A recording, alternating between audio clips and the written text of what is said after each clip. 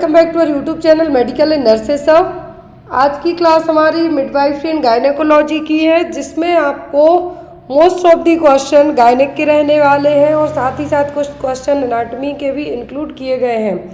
बहुत सारे लोगों के मैसेजेस आ रहे हैं रिसेंट में, कमेंट बॉक्स में कमेंट्स आते हैं कि क्या जिनका भी अपकमिंग टाइम में जो यूपीपीएससी में एग्ज़ाम है, क्या ये क्वेश्चन उनके लिए हेल्पफुल है। तो यूपीपीएससी भी आपका जिनका भी पेपर है, एग्ज़ाम देने वाले हैं उत्तर प्रदेश के लिए, उनका एमसीक्यू बेस्ड एग्ज़ाम होने वाला है। तो प्री और मेंस दो तरीके से पेपर होना है आपका, जैसे नॉर्सेट में हुआ है तो उसी तरीके से इस बार आपका होने वाला है। तो आप लोग तैयार रहिए, क्वेश्चन बिल्कुल आपके लिए भी हेल्पफुल रहने वाले हैं। तो यहाँ पर आज की क्लास में जितने भी क्वेश्चन इंक्लूड किए गए हैं वो या तो आपके प्रीवियस एग्ज़ाम में आए हुए हैं या फिर अपकमिंग टाइम में आ सकते हैं। फर्स्ट क्वेश्चन है आपका यहाँ पर, how long does the distensible vagina takes the involute. तो डिस्टेंसिबल वेजाइना है, क्या डिस्टेंसिबल वेजाइना है, कितना टाइम लेगी इन्वॉल्यूट होने में, मतलब दोबारा से रिवर्ट बैक होने में। एक होता है इन्वॉल्यूशन, दूसरा होता है सब इन्वॉल्यूशन। इन्वॉल्यूशन का मतलब है कि जैसे यूट्रस 6 वीक में रिवर्ट बैक हो जाती है परपीरियम पीरियड में, ऐसे ही यहाँ पे कहा गया है कि जो वेजाइना है, वेजाइना कितने टाइम में दोबारा से इन्वॉल्यूट हो पाएगी। डिस्टेंसिबल वेजाइना की बात की जा रही है। तो यहाँ पर जो डिस्टेंसिबल वेजाइना है कितने टाइम में रिवर्ट बैक हो पाएगी, इन्वॉल्यूट हो पाएगी। ऑप्शन में है 9 से 11 हफ्ते, 13 से 14 वीक, 4 से 8 वीक या फिर 0 से 3 वीक्स।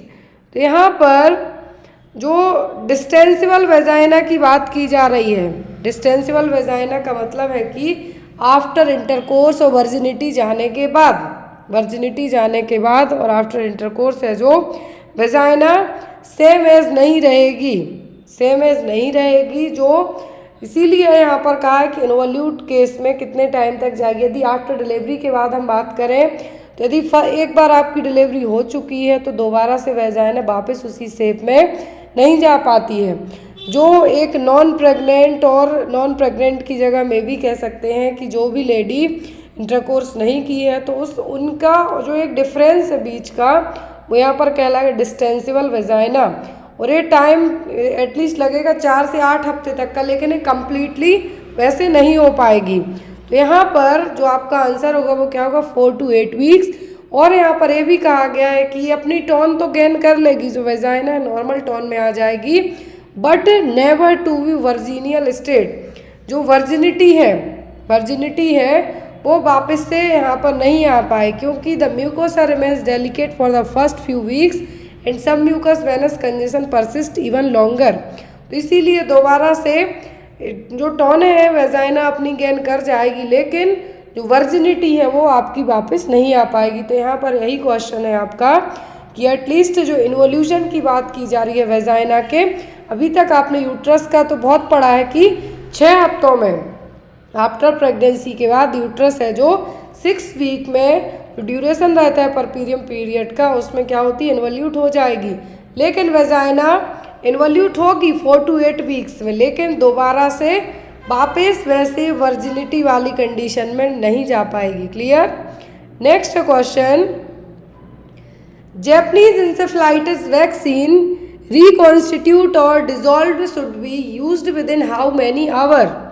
तो जो जैपनीज इंसेफ्लाइटिस वैक्सीन लगती है तो इसका जो रिकॉन्स्टिट्यूशन फॉर्म है, मतलब घोलने के बाद जो डिजोल्व फॉर्म है, कितने घंटों के अंदर यूज़ कर लेना है आपको। ऑप्शन में 4 आवर, 5 आवर, 6 आवर्स या फिर 7 आवर।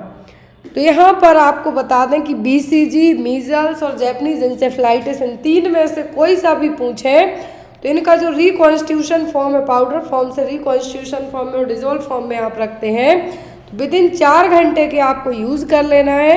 अदरवाइज 4 घंटे से ज़्यादा होता है तो आपको थ्रो कर देना है। इनकेस आपने इंजेक्ट कर दिया तो जो भी पेशेंट जिसके भी लिए आपने वैक्सीन लगाई है उसके लिए जो साइड इफ़ेक्ट होंगे वो टॉक्सिक शॉक सिंड्रोम की कंडीशन से लेके पर्सन की कभी कभी डेथ भी हो जाती है।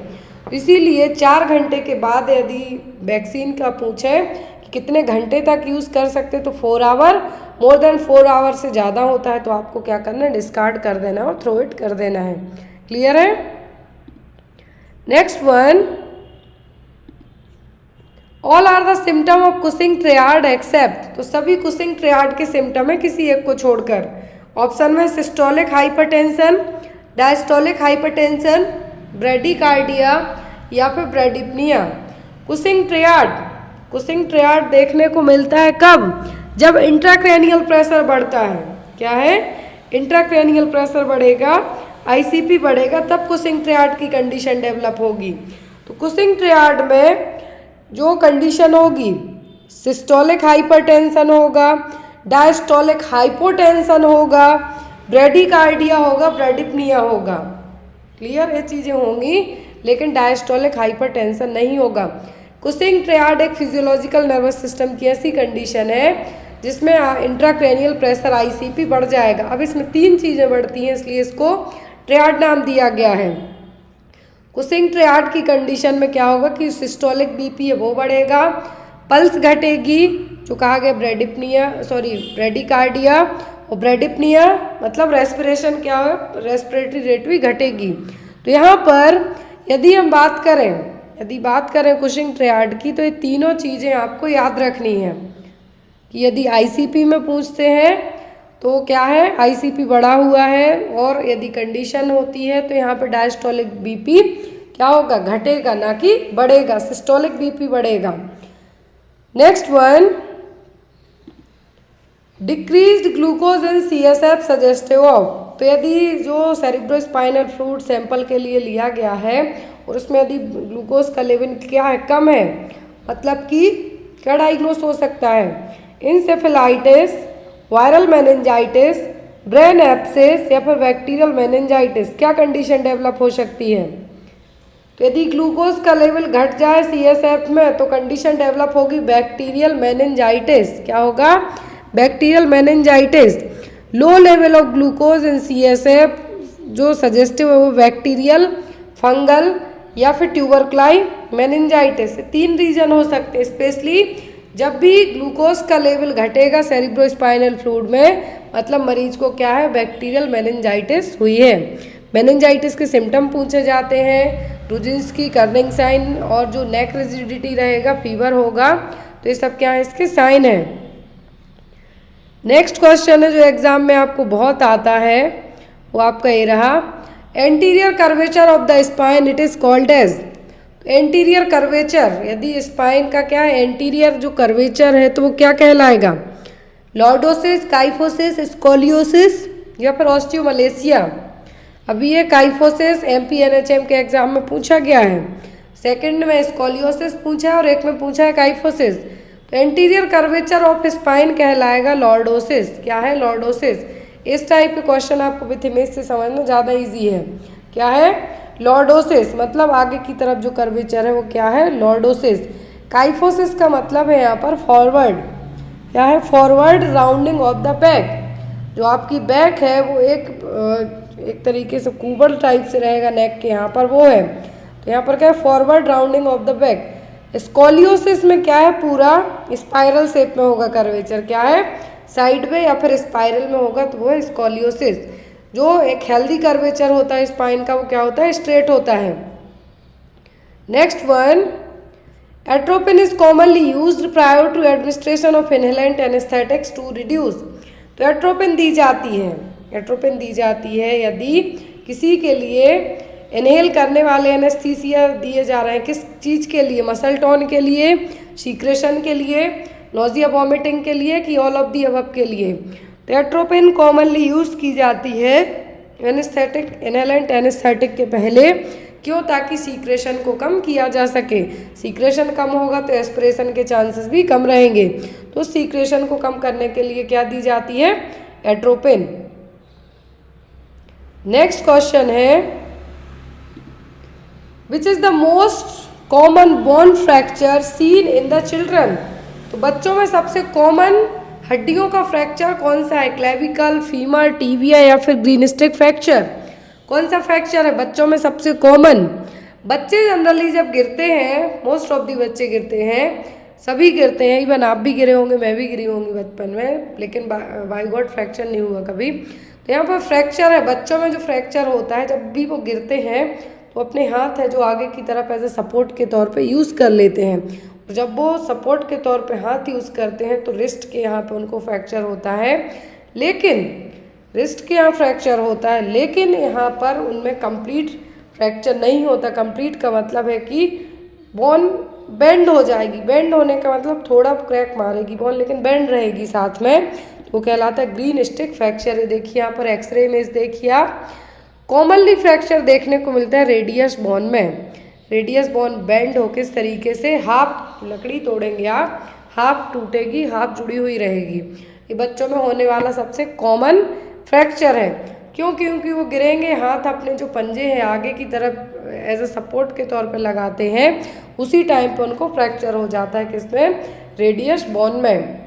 और एक कंप्लीट तरीके से नहीं होता है। ग्रीन स्टिक का मतलब बेंड रहेगी बोन, वहाँ पे थोड़ा सा फ्रैक्चर होगा, बेंड होगी, लेकिन पूरे तरीके से बोन बाहर नहीं आएगी।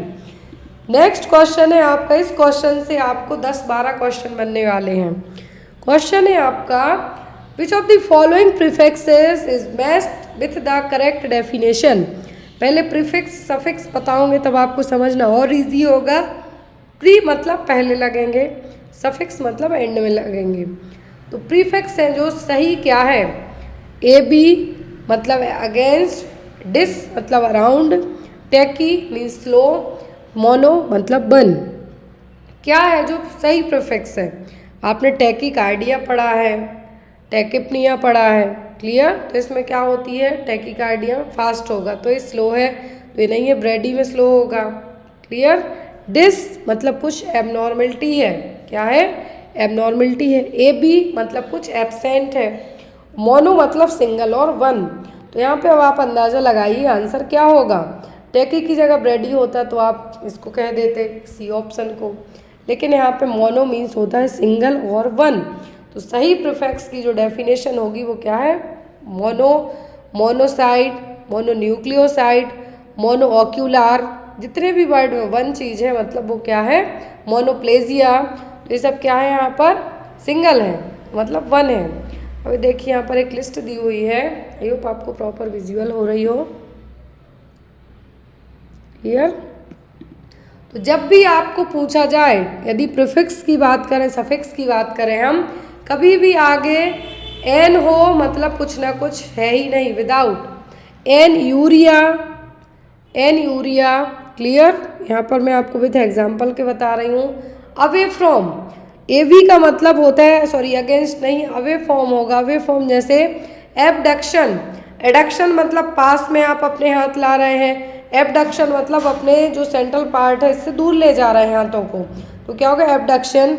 एबल का मतलब एबल ही होगा, कोई भी चीज़ काम कर कैपेबल है आप किसी चीज़ के लायक। परमिएबल मेम्ब्रेन हो गई।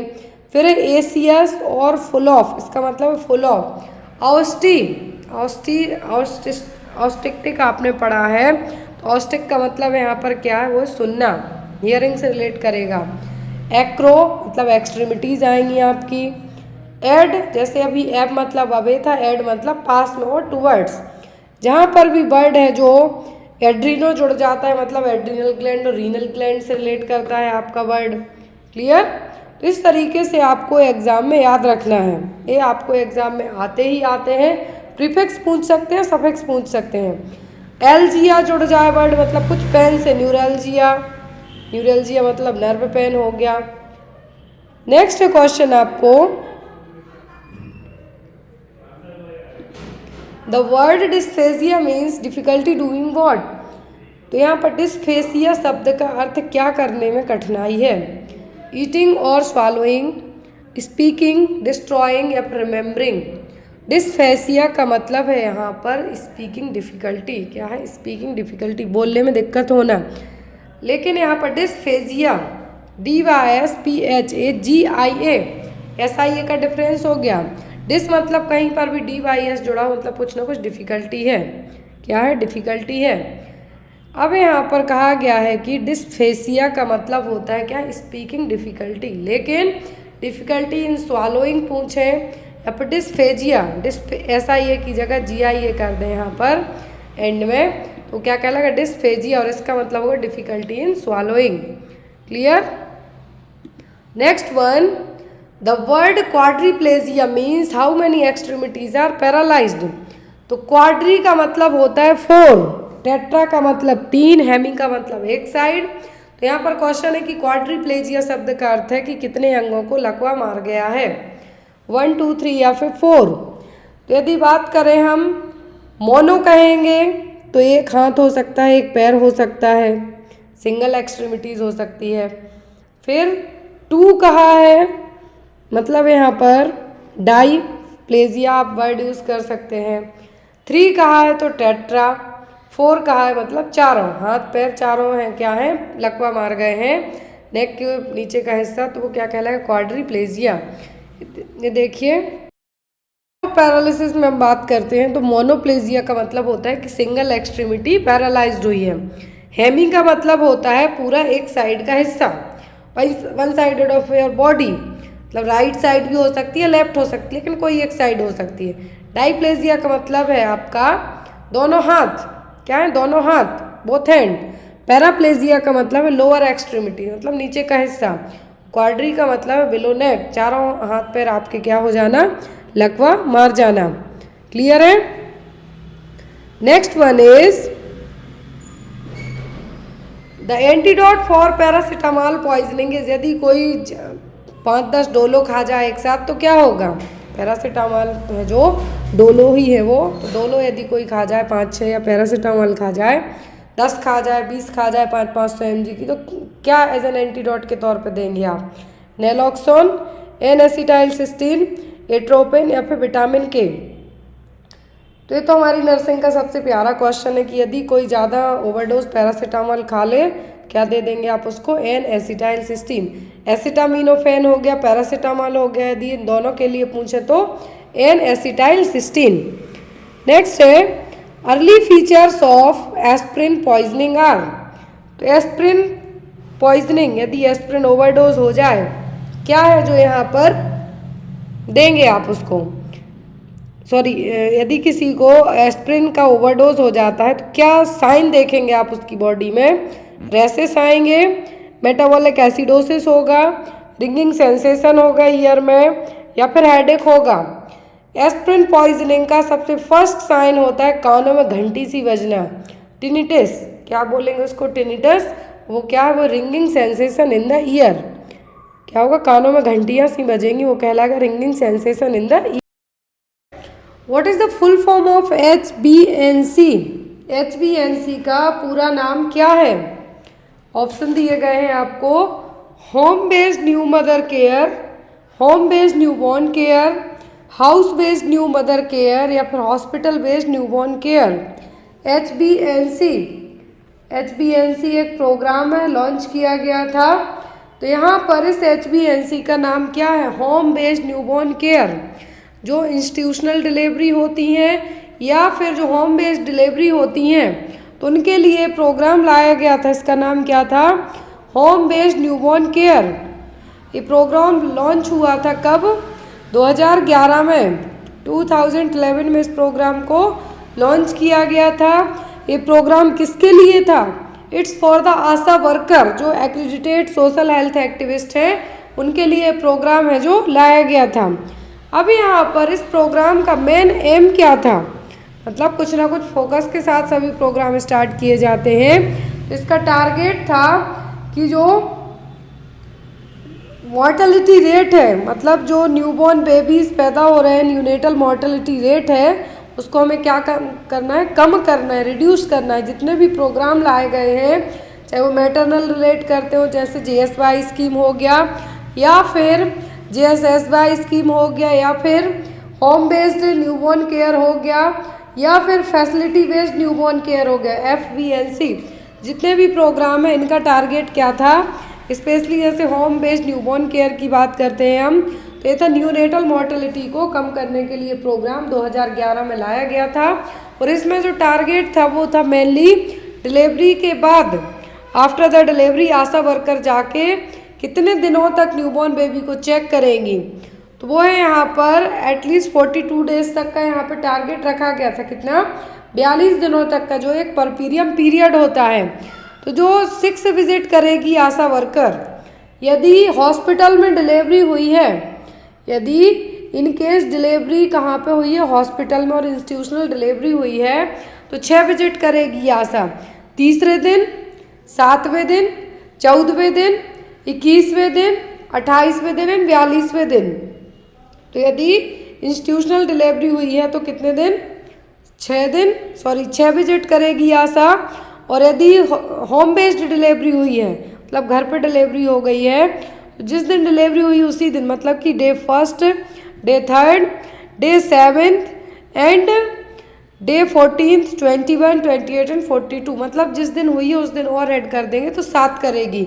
और हर एक विजिट का आशा को कुछ ना कुछ पे किया जाएगा, तो वो होगा 250 रुपये पर विजिट। कितना, 250 रुपीज़ पर विजिट के हिसाब से आशा वर्कर को पे किया जाएगा। आशा का फुल फॉर्म क्या है, एक्रेडिटेड सोशल हेल्थ एक्टिविस्ट। तो जो होम बेस्ड केयर हो गई, वो फैसिलिटी बेस्ड न्यूबॉर्न केयर हो गई, FBNC के नाम से जानी जाती है, जो दोनों 2011 में लाई गई थी। लेकिन जो फैसिलिटी बेस्ड न्यूबॉर्न केयर है, ये जनरली डिस्ट्रिक्ट, जितने भी डिस्ट्रिक्ट और टर्सरी केयर हॉस्पिटल होते हैं वहाँ पे अवेलेबल होगी। क्योंकि जो SNCU है, क्या है, SNCU special newborn care unit है, उन बच्चों के लिए लाई गई थी क्या, FBNC facility based newborn care. Next question है आपका, according to World Health Organization the mother of all pandemic is known as. तो WHO के according mother of all pandemic क्या है। यहाँ पर जो ऑप्शन दिए गए जिसमें से 3 तो पैंडेमिक ही हैं, कोविड-19 भी है, प्लेग भी है, H1N1 भी है, कि क्या है, ये तीनों क्या है, पैंडेमिक है, महामारी ऑलरेडी घोषित हो चुकी है WHO के द्वारा। तो यहाँ पर कौन सी है जिसको मदर ऑफ पैंडेमिक कहा जाता है, मदर ऑफ पैंडेमिक कहलाएगी, जो वो क्या है, वो है H1N1। आपको लगता होगा प्लेग, कि नहीं, H1N1 जो कि वर्ल्ड, जो पूरे ऑल ओवर पूरे विश्व में 1918 से 1919 के बीच में फैला था। उस टाइम पे WHO ने इसके लिए क्या कहा था, मदर ऑफ ऑल पैंडेमिक, जितनी भी महामारी हुई है उनकी माँ घोषित कर दिया था WHO ने खुद। तो यहाँ पर यदि बात करते हैं हम, तो फर्स्ट वेव आई थी 1918 में, और इसकी सेकंड वेव आई थी कोविड जैसे ही, जो कि 1919 में। तो यहाँ पर आपको याद रखना है कि मदर ऑफ ऑल पैंडेमिक, सभी महामारियों की माँ किसको कहा गया, H1N1। क्लियर। नेक्स्ट है यहाँ पर, which of the following anti malarial drug is safe during pregnancy. तो प्रेगनेंसी में कौन सी एंटी मलेरियल ड्रग है जो कि सेफ है, chloroquine, quinine, chloramphenicol and primary वाली एंटी मलेरियल ड्रग है वो कौन सी है, वो है क्लोरोक्विन। कौन सी, क्लोरोक्विन और हाइड्रोक्सी क्लोरोक्विन, जो कि हर एक 3 ट्राइमेस्टर होते हैं प्रेगनेंसी के, first, second and third trimester, 3 trimester में सेफ मानी जाती है क्या, क्लोरोक्विन। आंसर आपका क्या होगा, क्लोरोक्विन और हाइड्रोक्सी क्लोरोक्विन, दोनों आप दे सकते हैं किसमें, प्रेगनेंसी में। यदि कॉम्प्लिकेटेड मलेरिया है तब पूछा जाता है यदि आपको, तो है जो कंबाइंड थेरेपी दी जाती है मलेरिया की वो रहेगी। तो यहाँ पर यदि ओनली प्रेगनेंसी में पूछे तो क्लोरोक्विन। और जो यदि आपको एक और क्वेश्चन आता है, यहाँ पे ऐड कर देते हैं कि कौन सा जो मलेरिया की स्पीसीज़ हैं, 4 स्पीसीज़ होती हैं, तो जो फाल्सीपेरम है, फाल्सीपेरम क्या कॉज कर सकती है, सेरिब्रल मलेरिया, ये आपको आता है एग्जाम में। जो प्लाज्मोडियम की जो फाल्सीपेरम स्पीसीज़ है वो सेरिब्रल मलेरिया कॉज कर सकती है। Household waste including water other than excreta is referred as. तो हाउसहोल्ड वेस्ट है जिसमें क्या है, वाटर है लेकिन एक्सक्रीटा नहीं है, अदर देन एक्सक्रीटा। एक्सक्रीटा का मतलब है यहाँ पर यूरिन एंड फीकल मटेरियल, तो वो नहीं है, तो वो क्या कहलाएगा, सीवेज, रिफ्यूज, गार्बेज या फिर सलेज, क्या कहलाएगा। यदि only household waste water है लेकिन उसमें एक्सक्रीटा नहीं है तो ये कहलाएगा सीवेज। क्या होगा, सीवेज। सलेज का मतलब है कि, सलेज का मतलब क्या है, waste water from household, sink, shower, bath, लेकिन नॉट वेस्ट लिक्विड और excreta from the toilet. Toilet का इंक्लूडेड नहीं है तो क्या सलेज है। और यहाँ पर other than the household waste including water other than excreta is referred as sewage, refuse, garbage या फिर सलेज। क्या कहलाएगा?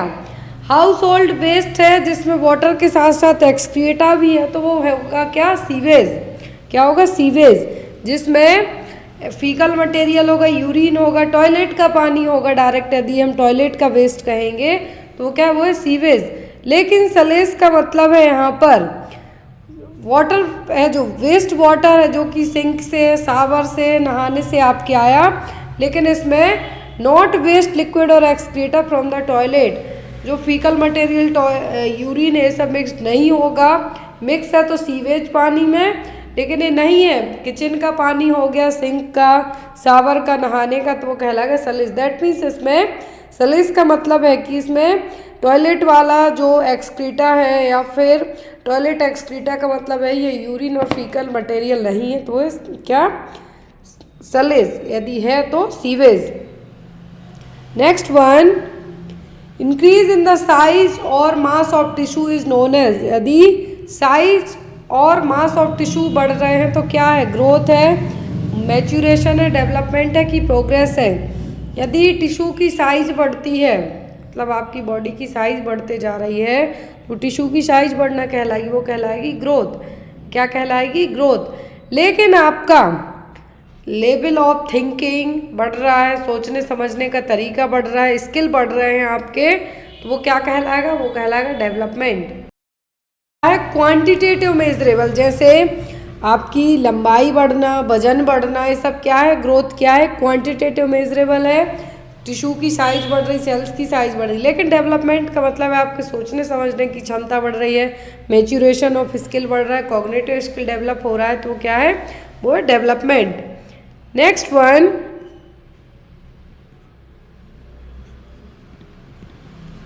Mrs. Preeti, 22-year-old lady, delivered a premature baby. Which of the following medication is useful for the newborn baby? Nursing का सबसे famous question है, हर एक exam में आता है कि प्रीमेच्योर बेबी के लिए कौन सी मेडिसिन देंगे। रीज़न भी बताएंगे आपको। ऑप्शन में oxytocin, ranitidine, dexamethasone and testosterone. बहुत ईजी पीजी क्वेश्चन है कि प्रीमेच्योर बेबी पैदा हुआ है, 22 ईयर की जो लेडी है, कोई सी भी पेशेंट हो सकती है 22 ईयर की, प्रीमेच्योर बेबी पैदा हुआ। प्रीमेच्योर का मतलब है कि 37 हफ्तों के पहले हो सकता है, 34 में हो गया, 32 में हो गया हो, आफ्टर 25 लेकिन बिफोर 37 होते हैं तो वो कहलाते हैं प्रीमेच्योर बेबी। अब उस प्रीमेच्योर बेबी में, न्यूबॉर्न बेबी में कौन सी मेडिसिन देंगे आप? तो वो होगी डेक्सामेथासोन। क्यों? क्योंकि डेक्सामेथासोन देने से, जो बीटामेथासोन देते हैं आप, तो प्रीटर्म लेबर को क्या कर सकती है? थोड़ा सा प्रीपोन कर सकती है, सॉरी पोस्टपोन कर सकती है। लेकिन इनकेस हो गया है बेबी तो डेक्सामेथासोन देने का मतलब क्या है कि बेबी के जो लंग्स हैं वो प्रॉपर मैच्योर नहीं हो पाए हैं। लंग्स में जो एक सर्फेक्टेंट होते हैं वो उतने ज़्यादा नहीं है, इसके कारण ब्रीदिंग प्रॉब्लम हो सकती है। तो लंग्स मैच्योरिटी के लिए क्या दिया जाता है? डेक्सामेथासोन। न्यूबॉर्न बेबी में देने की बात कर रहे हैं, प्रीमेच्योर में, तो वो क्या होगा? लंग्स मैच्यूरेशन में हेल्प करेगा, जो कि आपको सांस लेने में हेल्पफुल है, जो आपके लंग्स वही तो काम करेंगे। तो यहाँ पर आपका आंसर क्या होगा? डेक्सामेथासोन। प्रीटर्म जो प्रीमेच्योर बेबी हुआ है उसमें आप डेक्सामेथासोन देंगे। Next is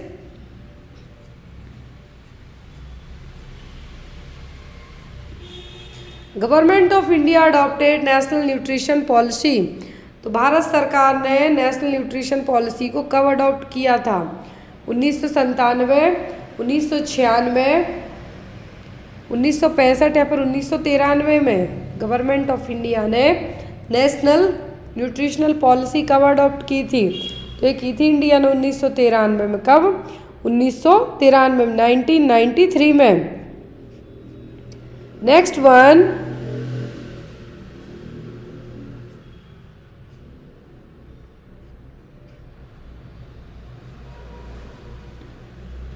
the extreme softening of the cervix during the first trimester is known as। First trimester मतलब इनिशियल टाइम पर यदि सर्विक्स का कलर कैसा हो जाता है?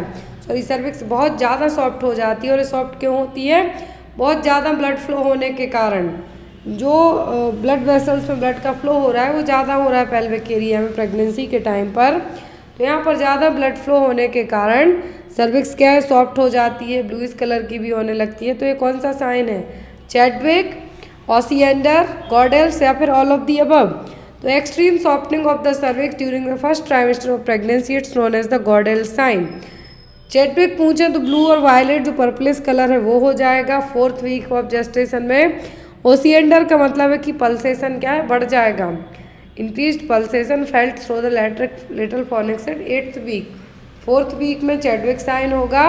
और यहाँ पे कहा है कि फर्स्ट ट्राइमेस्टर में तो वो होगा गॉडेल साइन, मतलब extreme softening of the cervix.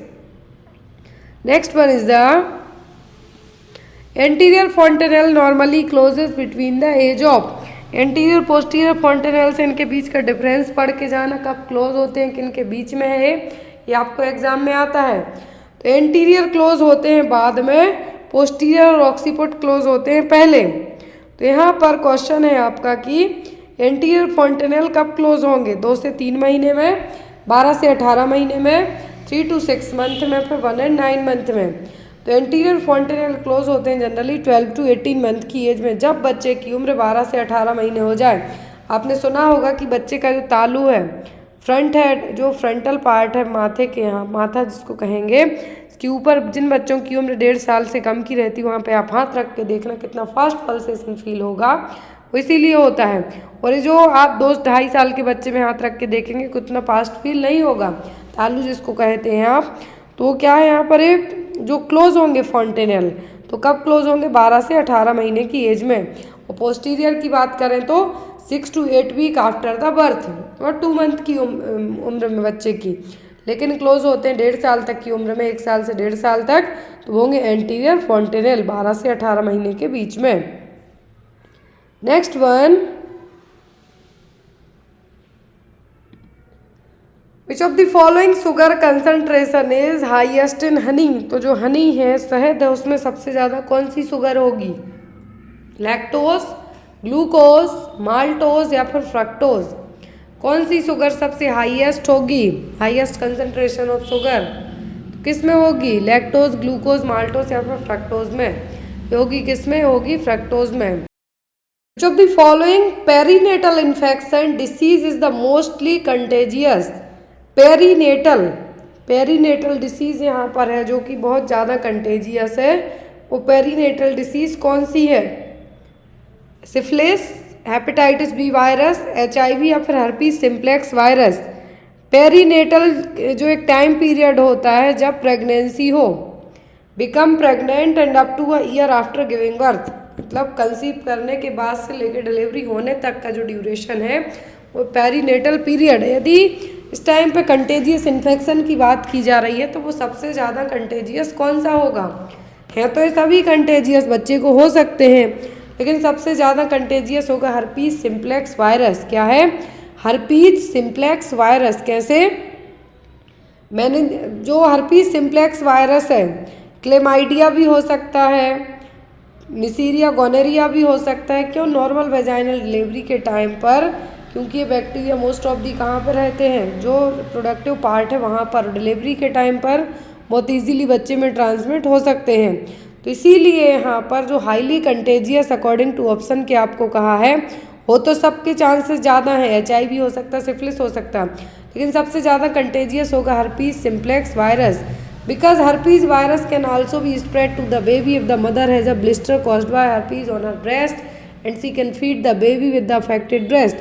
तो यहाँ पर सबसे ज़्यादा जो हर्पीज होने के चांसेस होंगे first 4 weeks after the birth. तुरंत में तो बच्चे को इवन कुछ साइन ही नहीं दिखेंगे, लेकिन यदि इनकेस ब्लिस्टर कहाँ पर है? ब्रेस्ट में है, जो वेजाइनल ट्रैक्ट एरिया है यहाँ पर है, तो बच्चे को ईजिली ट्रांसमिट हो सकता है। सबसे ज़्यादा कंटेजियस यहाँ पर क्या होगा? होगा herpes simplex virus. Next one, within what period of post delivery should RH the immunoglobulin be given to appropriate candidate to prevent NTD isoimmunisation. Duration पूछा है, NTD आइसो इम्यूनाइजेशन कितने time के अंदर देंगे? कभी भी इस तरीके से आपको क्वेश्चन आता है तो ये दिया जाता है विदिन कितने घंटों के, 12 घंटे, 24 घंटे, 72 घंटे या फिर 80 घंटों के अंदर। तो हमेशा 72 घंटे के अंदर है जो RHD से इम्यूनाइजेशन है एडमिनिस्टर किया जाता है, ताकि बच्चे को भी आप प्रिवेंट कर सकें। नेक्स्ट है यहाँ पर ophthalmic neonatorum is caused by. तो ऑप्थेल्मिक न्यूनेट्रम का कॉज क्या है? Neisseria gonorrhoea, cytomegalovirus, herpes virus या फिर human papilloma virus. Ophthalmic neonatorum का मतलब है कि न्यूबॉर्न बेबी में होने वाली एक तरीके की कंजक्टिवाइटिस, न्यूबॉर्न बेबी में होने वाली कंजक्टिवाइटिस उसको कहा जाता है ऑप्थेल्मिक न्यूनेट्रम, और उसका जो कॉज होगा वो होता है निसीरिया गोनेरिया। क्या है? Neisseria gonorrhoea. Ophthalmia neonatorum conjunctivitis of newborn baby के नाम से भी जानी जाती है। आई इन्फेक्शन होगा within the first 30 days of life, और ये होगा जनरली बर्थ कैनाल के यहाँ पर यदि सेक्सुअली ट्रांसमिटेड डिसीज़ है, माँ को निसीरिया गोनोरिया है तो बच्चे को जो न्यूबॉर्न कंजक्टिवाइटिस और ऑप्थेल्मिया न्यूनेट्रम होने के चांसेस रहेंगे। तो इसीलिए यहाँ पर आपका आंसर क्या होगा? निसीरिया गोनोरिया। ऑप्थेल्मिक न्यूनेट्रम का दूसरा नाम है न्यूबॉर्न कंजक्टिवाइटिस। याद रखें आप, आपको एग्जाम में आ सकता है newborn conjunctivitis. Most of the exam में ऑप्थेल्मिक न्यूनेट्रम ही पूछा जाता है। Causative agent Neisseria gonorrhoea. Next one is the clinical sign seen in tetanus. तो टिटनेस में इनमें से कौन सा क्लिनिकल साइन देखने को मिलता है? कॉप्लिक स्पॉट, स्यूडोमेम्ब्रेन, ओपेस्थोटोनस या फिर हाइड्रोफोबिया। तो हाइड्रोफोबिया देखने को मिलता है रेबीज में, कॉप्लिक मिलता है मीजल्स में, स्यूडोमेम्ब्रेन डिप्थीरिया के केस में देखने को मिल सकती है। तो जो ओपेस्थोटोनस, जो टोनस मतलब मसल से रिलेट करता है, कुछ मसल्स अफेक्ट होती हैं किसमें? टिटनेस में। तो यहाँ पर आपकी पूरी बॉडी हाइपर एक्सटेंशन के कारण पूरा एक आर्च बना लेगी। आर्च मतलब ब्रिज टाइप से जो बना लेगी वो कहा जाता है एपेस्थोटोनस और एपेस्थोटोन्स। तो स्टेट है जिसमें आपकी बॉडी हाइपर एक्सटेंशन और स्पासिटी के कारण क्या होगी? पूरे तरीके से आर्च पोजीशन में आ जाएगी, और ये पोजीशन कहलाती है एपेस्थोटोनस। ये होगा कैसे? टिटनेस के कारण। किसके कारण? टिटनेस के कारण। Next one, drug used to treatment of jaundice in newborn baby. तो न्यूबॉर्न बेबी को ट्रीट करने के लिए जो जॉइंटिस को ड्रग ऑफ चॉइस है वो क्या है? फिनोबार्बिटॉन, डाइजेपाम, बीटामिथासोन या फिर कैल्शियम ग्लूकानेट। तो कैल्शियम ग्लूकानेट तो एज एन एंटीडोट के तौर पे यूज़ किया जाता है। अब यहाँ पर बचता है जॉइंटिस के लिए ड्रग ऑफ चॉइस, तो वह फिनोबार्बिटॉन। क्या है? फिनोबार्बिटॉन जो ड्रग ऑफ चॉइस है ये क्या करेगी? Liver, it acts on the liver and induce glycocholine transferase. और ग्लाइकोकोलिन ट्रांसफरेज लिवर एंजाइम है जो कि बिलीरुबिन को कन्वर्ट करेगा ताकि बॉडी से वाइल के थ्रू है जो क्या हो जाए? बिलीरुबिन रिमूव हो और बाहर निकले। तो जो ड्रग ऑफ चॉइस है वो क्या होगी? फिनोबार्बिटॉन। ये डायरेक्टली क्या कर रही है? लिवर पे कोई भी मेडिसिन है मेटाबोलाइजेशन लिवर से होते हुए होगा। ज़्यादा दवाई खाओगे लिवर खराब हो जाता है आपका। लिवर सिरोसिस का एक रीज़न ये भी है जो आप मेडिकेशन खाते हैं वो ज़्यादा खाने के कारण। तो यहाँ पर यदि जो फिनोबार्बिटॉन देते हैं आप न्यूबॉर्न बेबी में जॉइंटिस की ट्रीटमेंट के लिए, तो वो क्या करेगी? लिवर को कहेगी कि भाई आप लिवर एंजाइम जो कि ग्लाइकोरिल ट्रांसफरेज एंजाइम रिलीज करो ताकि ये बिलीरुबिन को वाइल के फॉर्म में कन्वर्ट करेगी और ये वाइल आपकी बॉडी से बाहर निकलेगा। जब वाइल बाहर निकलेगा बिलीरुबिन कन्वर्ट होके वाइल के फॉर्म में जॉइंटिस अपने आप ठीक होगा। Next is primary complex in a chest x ray is a characteristics feature of. आप लोगों ने, जिन भी लोगों ने अभी तक चेस्ट एक्सरे का शॉर्ट्स नहीं देखा वो लोग देख लें कि एक्सरे जो आपका चेस्ट एक्सरे होता है उसमें 10 टाइप के एक्सरे यदि किए जा रहे हैं, 10 अलग अलग डिसीज़ में चेस्ट एक्सरे अलग तरीके से शो होगा। बूट शेप्ड है यदि आपको कहा जाता है तो टेरेटोलॉजी ऑफ फैलेट में देखने को मिल जाता है। अब यहाँ पर चेस्ट एक्सरे का जो फीचर है प्राइमरी कॉम्प्लेक्स, प्राइमरी कॉम्प्लेक्स का मतलब गॉन्स कॉम्प्लेक्स देखने को मिलते हैं चेस्ट एक्सरे में। तो किस डिसीज़ में? निमोनिया में, एम्पाइमा में, ब्रोंकोलाइटिस में या फिर ट्यूबरक्लोसिस में। एम्पाइमा का मतलब है कि लंग से वहाँ पर पस का कलेक्शन हो जाना। क्या है? पस भर जाना। अब यहाँ पर जो प्राइमरी कॉम्प्लेक्स और गॉन्स फोकाई देखने को मिल रहे हैं चेस्ट एक्सरे में वो देखने को मिलते हैं किसमें? टीबी में और ट्यूबरक्लोसिस में। इस तरीके से तो जो ग्रेन्युलोमा है और गॉस फोकाई है क्या कहलाते हैं, प्राइमरी कॉम्प्लेक्स। तो ये कहाँ पे देखने को मिलेंगे, स्पेशली लोअर लंग्स वाले पार्ट में। तो यहाँ पर ये जो गॉस फोकाई पूछे जाते हैं आपको, या फिर प्राइमरी कॉम्प्लेक्स से देखने को मिलते हैं किसमें, टीबी वाले मरीज के चेस्ट एक्सरे में। नेक्स्ट वन,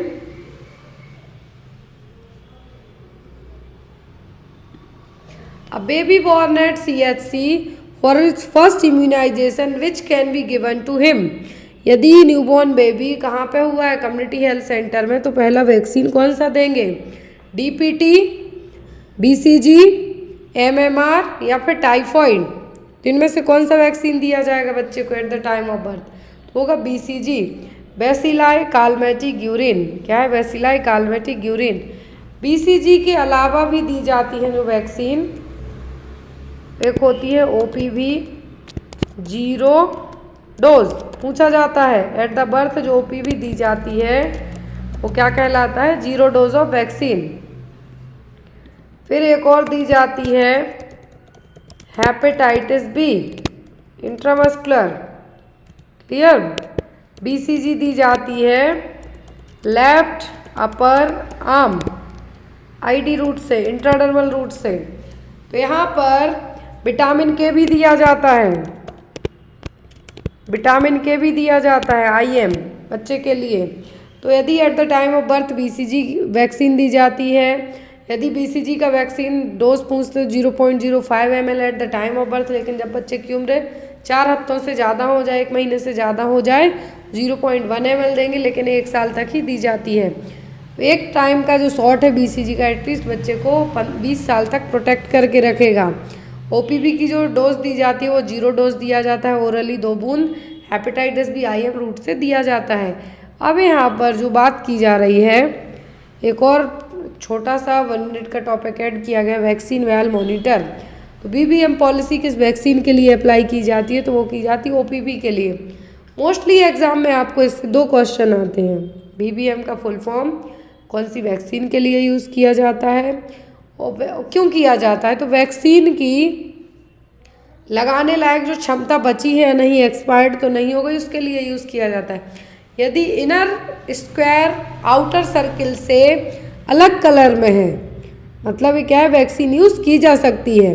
फिर यदि इनर स्क्वायर है जो और आउटर सर्किल है क्या है, लाइटर है देन आउटर रिंग से, तब भी यूज़ कर सकते।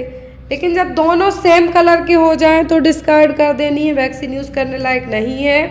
या फिर जो बाहरी सर्किल है वो सेम कलर का है, लेकिन जो इनर स्क्वायर होता है वाइट कलर का वो ज़्यादा डार्क हो जाए, तो इस टाइम पे भी क्या कर देना है, आपको डिस्कार्ड कर देनी है vaccine.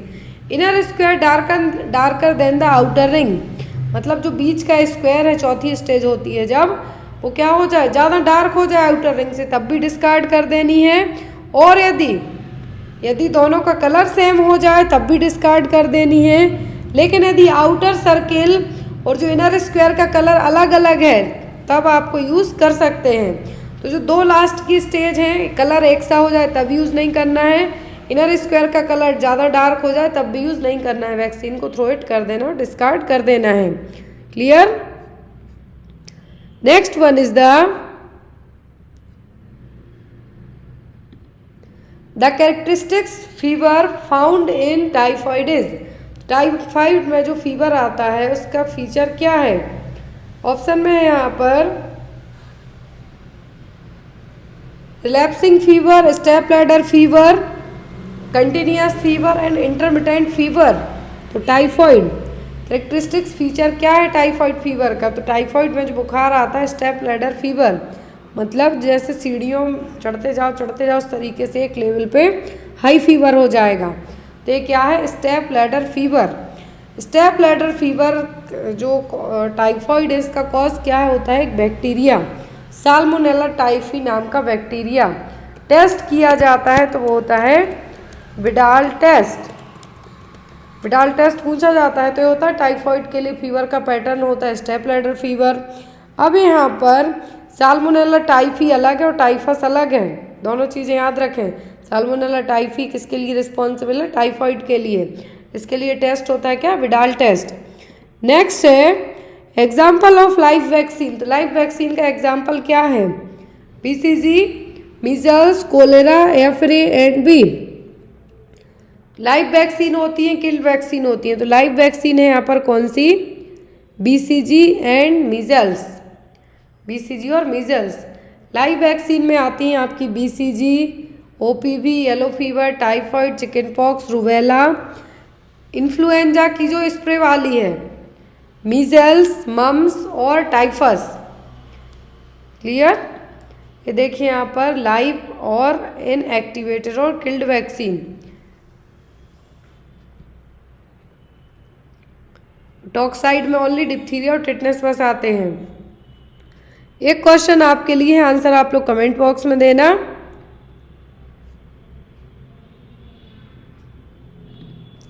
Mode of spread of polio infection is, तो पोलियो का इन्फेक्शन कैसे फैलेगा?